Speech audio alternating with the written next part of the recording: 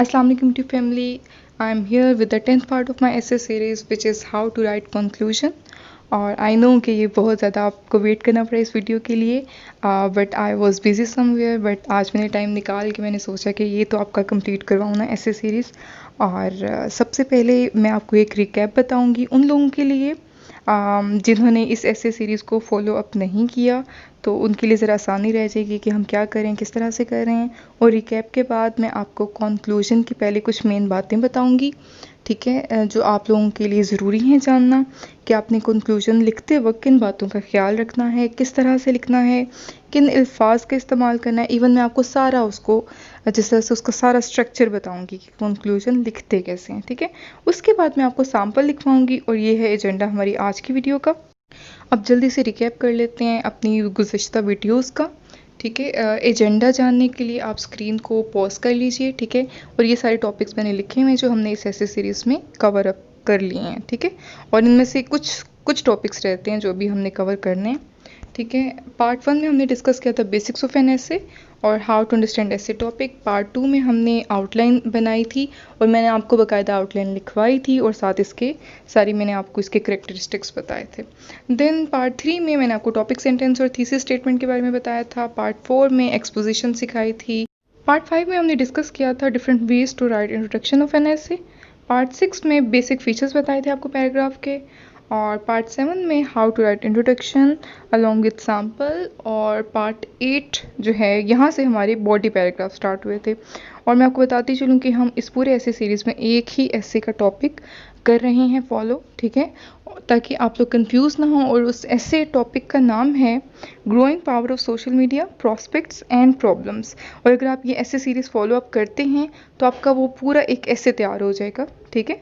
और साथ ही साथ मैं आपको करेक्टरिस्टिक्स भी बताती हूँ पैराग्राफ लिखने के और डिफरेंट जो भी इंट्रोडक्शन के और फिर कंक्लूजन के आज मैं आपको बताने वाली हूँ।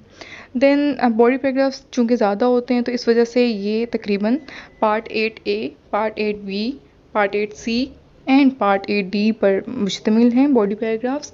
और पार्ट 9 में मैंने आपको बताया था कि how to cite references in body paragraphs.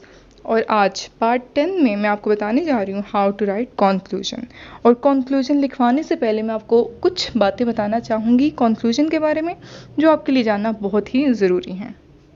जी, तो ये डेमोन्स्ट्रेशन आप देख रहे होंगे स्क्रीन पे। सबसे पहले हमने करना क्या होता है, हमने एक कंक्लूजन स्टार्टर के तौर पे एक जुमला लिखना है, ठीक है। और वो किस तरह से लिखना है वो मैं आपको आगे सिखाती हूँ, ठीक है। यानी आपके कंक्लूजन का जो पहला जुमला है वो कंक्लूजन स्टार्टर कहलाता है, ठीक है। देन उस जुमले के बाद आपने अपना जो मेन आइडिया है ऐसे का, ठीक है, आपने वही दोबारा रीस्टेट कर देना है, ठीक है। उसके बाद और वो रीस्टेट आपने करना है 2 से 3 सेंटेंसेस में। और उसके बाद लास्ट वाला आपकी एक कंक्लूडिंग सेंटेंस हो जाएगा, ठीक है। लास्ट वाला जुमला आपका एक कंक्लूडिंग सेंटेंस कहलाता है और इस तरह से आपका कंक्लूजन कंप्लीट हो जाएगा। देन एक और डेमोन्स्ट्रेशन आप देखिए। सबसे पहले आपने करना क्या है, begin with thesis to recall what your essay has been about. आपने अपने थीसिस से स्टार्ट करना है, वही थीसिस स्टेटमेंट जो आपने इंट्रोडक्शन में लिखा था। लेकिन याद रखिए कि आपने वही thesis statement as it is नहीं लिखना, आपने उसको रीस्टेट करना है। और जब मैं कहती हूँ रीस्टेट करना है तो इसका मतलब होता है उसी बात को थोड़ा सा हेर फेर करके पैराफ्रेज करके आपने कर देना है, ठीक है। उसके बाद नेक्स्ट स्टेप क्या होगा, brief your research and summarize your study. अब इसका क्या मतलब, इसका मतलब है कि आपने पूरा ऐसे जिस बात को साबित करने के लिए लिखा है, ठीक है, यानी कि आपने जो हासिल किया है ना वो साबित करके जो कंक्लूजन निकाला है वो आपने इस पार्ट में करना है। देन फिर प्रूव और disprove your hypothesis with reasoning and cause. फिर आपने साबित कर देना है कि जो आपने बात कही थी वो इस तरह से आप साबित कर चुके हैं, ठीक है। और जाहिर सी बात है वो आप रिसर्चेस से ही आपने साबित की, ठीक है। और रिसर्चेस वगैरह इसमें आपने नहीं लिखनी, इसमें जस्ट आपने हवाला देना है, ठीक है, कि हैंस इट इज़ प्रूव्ड, ठीक है, इस तरह से आप कह सकते हैं। उसके बाद recommend new doors to brilliant researches and scopes. अगर तो आपका टॉपिक ऐसा हुआ जिसमें आप वे फॉरवर्ड दे सकते हुए या वे फॉरवर्ड की गुंजाइश हुई तो ज़रूर दीजिए। इसको आम जुबान में कहूँ तो इनका इशारा सजेशंस की तरफ है, ठीक है। अच्छा जी, ये भी डेमोन्स्ट्रेशन होगी। फिर एक और देख लेते हैं। अब ये है, इसका टॉपिक क्या है, commonly use transition words and phrases for expository essays. आज चूँकि हम कंक्लूजन की वीडियो कर रहे हैं तो फिर कंक्लूजन का ही मैं आपको बताती हूँ, ठीक है। अब फाइनल पैराग्राफ आप किस तरह से स्टार्ट कर सकते हैं? आप स्टार्ट कर सकते हैं in conclusion, therefore, to summarise, consequently, to sum up my thoughts, thus, as a result, finally, by this time, now date. इनमें से कोई भी आपको जो लफ्ज़ उस वक्त ठीक बैठता हो मौके की मुनासबत से आप चूज़ कर सकते हैं, ठीक है। यानी आपको सजेशंस दी हुई हैं, आप इनमें से कोई भी लफ्ज़ पिकअप कर सकते हैं एज अ स्टार्टर, ठीक है, और आप अपना कंक्लूजन इनसे स्टार्ट कर सकते हैं। और ऑब्वियसली ये सारे वर्ड्स ही आपने अपने कंक्लूजन में इस्तेमाल नहीं करने, इनमें से कोई भी आप एक चूज़ कर लीजिए जो भी आपको उस वक्त मौके की मुनासबत से ठीक लग रहा हो और अपना कंक्लूजन स्टार्ट करिए लिखना। देन नेक्स्ट देख लेते हैं। अच्छा जी, कंक्लूजन में करना क्या होता है? जैसा कि मैंने आपको पहले बताया, restate your position, remind the readers of your topic. आप बताएं रीडर को कि आपका थीसिस स्टेटमेंट क्या था। Use the keywords from your topic sentence. अच्छा जी, अब कीवर्ड्स मतलब हमारे ऐसे में सोशल मीडिया आएगा, ठीक है, उसके प्रोस्पेक्ट्स आएंगे, प्रॉब्लम्स आएंगे। Summarize your paragraph, convince the readers of your position, challenge them to think about the issue और encourage them to take action, ठीक है। उसके बाद आपने अवॉइड क्या करना है? आपने इस तरह के अल्फाज का इस्तेमाल नहीं करना, as I have said, as I proved, as you can see. देखिए, आपको मैंने पहले भी बताया था, हम ऐसे में कभी भी फर्स्ट पर्सन या सेकंड पर्सन का इस्तेमाल नहीं करते, हम एज अ थर्ड पर्सन, ठीक है, हम लिख रहे होते हैं, थर्ड पर्सन स्पीच हम यूज़ करते हैं इसमें। उसके बाद वही दोबारा फ्रेजेस, ठीक है, जो आपके लिए हेल्पफुल रहेंगे कंक्लूजन में। In fact, obviously, clearly, certainly, in conclusion, truly, definitely, surely, to sum up, all in all, ये इन अल्फाज का इस्तेमाल आप कर सकते हैं अपने कंक्लूजन में डिफरेंट जगहों पर, ठीक है जी। तो ये रहा वो ऐसे जो हम फॉलो करें इस ऐसे सीरीज़ में, और आज इस ऐसे का हम इख्तिताम कर देंगे। इसके बाद ऐसे सीरीज़ की कुछ वीडियोस बाकी हैं, वो भी देखना ना भूलिएगा। और अगर आप ये फॉलो अप करना चाहते हैं पूरा ऐसे, तो आपको ये ऐसे सीरीज़ देखनी पड़ेंगी, और उसमें मैंने सारा कवर अप करवाया और साथ समझाया भी है, खाली डिक्टेट नहीं करवाया, साथ समझाया भी है। तो इस ऐसे का टॉपिक है growing power of social media, prospects and problems. ये आप आउटलाइन देख लीजिए, ये सब मैं लिखवा चुकी हूँ।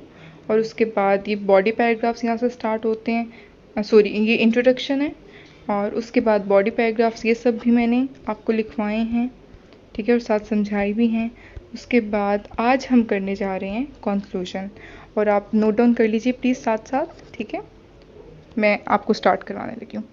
To conclude, it can safely be stated that the question of whether social media is a blessing or a curse for the society boils down to the nature of its usage. The abuse of social media is a major problem for the society since it sets a bad precedent for the future generations and wreak havoc on the society.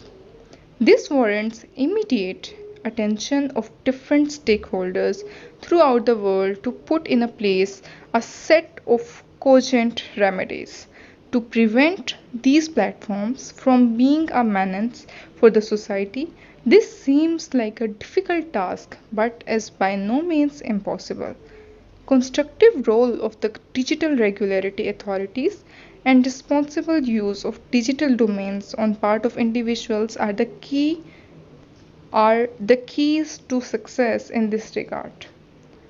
Then फिर इन्होंने आगे एक quotation दी हुई है, Noah built the ark before rain arrived, hence let us not wait for rain unprepared. और ये किसकी है कोटेशन? हॉवर्ड रफ की। अच्छा जी, तो ये देखिए कि किस तरह से इन्होंने स्टार्ट किया हुआ है। इन्होंने टू कॉन्क्लूड से स्टार्ट किया है। जो मैंने आपको भी वर्ड्स दिखाए हैं ना, उनमें से इन्होंने कौन सा वाला चूज़ किया है? To conclude. और देखिए इसमें इन्होंने कहीं भी आई का यूज़ नहीं किया, कहीं भी यू का यूज़ नहीं किया, तो प्योरली थर्ड पर्सन स्पीच में इन्होंने लिखा हुआ है कॉन्क्लूशन।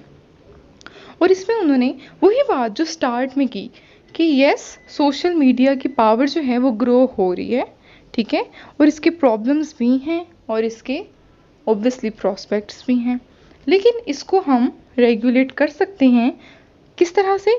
अगर कोई रेगुलेटरी अथॉरिटीज़ जो हैं वो इसकी रिस्पॉन्सिबिलिटी लें, ठीक है, और इसके रोल को कंस्ट्रक्टिव बनाने में मदद करें, ठीक है।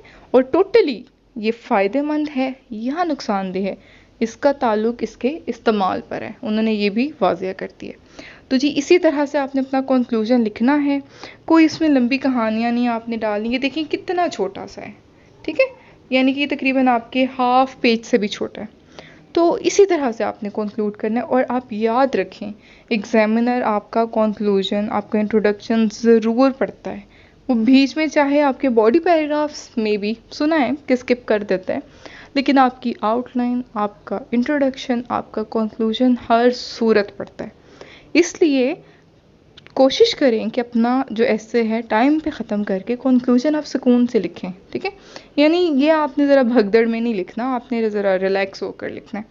तो आई होप कि आपने नोट कर लिया होगा और आप ऐसे सीरीज़ को फॉलो अप कर रहे होंगे। नेक्स्ट वीडियो ऑफ माई ऐसे series will be analysis of examiners report. अगर आपको नहीं पता तो मैं आपको बता दूं कि हर साल एग्जामिनर रिपोर्ट आती है, ठीक है। जो स्टूडेंट्स ने गलतियाँ की होती हैं ऐसे पेपर में, ये तो बल्कि तकरीबन हर सब्जेक्ट के बारे में लिखा होता है इसमें, ठीक है। जो ब्लंडर्स हमारे होते हैं ना स्टूडेंट्स ने, उसको पॉइंट आउट किया गया होता है इस एग्जामिनर रिपोर्ट में। तो ये ज़रूर आप लोग पढ़ा करें और मैं इसका आपको डिटेल एनालिसिस करके दूंगी ऑनलाइन इंशाल्लाह, और आपके साथ शेयर करूंगी। और इससे ये होगा कि आपको पता चल जाएगा कि what they are expecting from you people, ठीक है, और कौन सी ऐसी गलतियाँ हैं जो आपने नहीं करके इंशाल्लाह ऐसे में पास होना है। तो ये बड़ा इंपॉर्टेंट है, ये ज़रूर देखिएगा नेक्स्ट वीडियो भी। और उसके बाद इंशाल्लाह हम डिस्कस करेंगे पेपर प्रेजेंटेशन टेक्निक्स। थोड़ा बहुत तो मैं आपको बता चुकी हूँ, लेकिन A to Z जिस तरह से ये हर छोटी छोटी चीज़ में इसमें आपको बताऊँगी कि मार्कर यूज़ करना है, पेन यूज़ करना है, मार्जिन्स कहाँ लगाने हैं, मतलब ये सब कुछ इसमें मैं कवर करने वाली हूँ इंशाल्लाह। देन पार्ट 13 में मैं आपको बेसिक डोमेन्स बताऊंगी कि आपको किन डोमेन्स पे ऐसे प्रिपेयर करना चाहिए, ठीक है। और उसके बाद लास्ट जो हमारा पार्ट होगा इस ऐसे सीरीज़ का, वो होगा डिटेल्ड पास्ट पेपर एनालिसिस, जो कि बहुत इंपॉर्टेंट है। इस पे मैंने बहुत अच्छी एक फ़ाइल बनाई हुई है, वो आप लोगों के साथ शेयर करूँगी। और उसमें मैंने क्या किया हुआ है, डिफरेंट मेन हेड्स बनाए हुए हैं, और उसमें उस कैटेगरी के बारे में जितनी पास्ट पेपर्स में आ चुके हैं एसेस, वो मैंने उस एक कैटेगरी के नीचे तरतीब से लिखती हैं मैं, तो आपको बड़ी आसानी हो जाएगी, ठीक है। तो इंशाल्लाह ये हमारा लास्ट पार्ट होगा। इस ऐसे सीरीज़ के साथ जुड़े रहिए और ताकि आपको ये वीडियोस हासिल हो सकें। मुझे ओबियसली आपके कमेंट से अंदाज़ा होता है कि आपको वीडियोस पसंद आ रही हैं, बस दुआओं में याद रखें और चैनल को सब्सक्राइब करना और लोगों में ओबियसली स्प्रेड करना ना भूलिए। तो इस तरह से हमारी भी हौसला अफजाई हो जाती है अगर आप इस तरह से अपने फ्रेंड सर्कल में चैनल को शेयर कर दें। तो थैंक यू सो मच और दुआओं में याद रखिएगा। अल्लाह हाफिज़।